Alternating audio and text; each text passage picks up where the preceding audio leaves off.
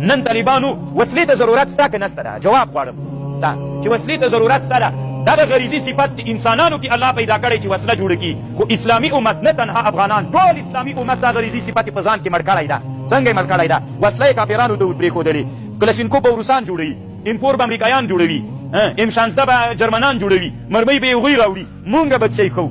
مونږ به یوه زیړه بوشکه کې مو دومره ایله غریزي صفات را پیدا سوی ده، نور ټول مل ده، هېڅ شی مو نسته ده. رښتیا ووایي چې مونږ الله په کوم صفت پیدا کړي یو، هغه صفتونه او هغه وشلونه مو شل سوي دي که نه؟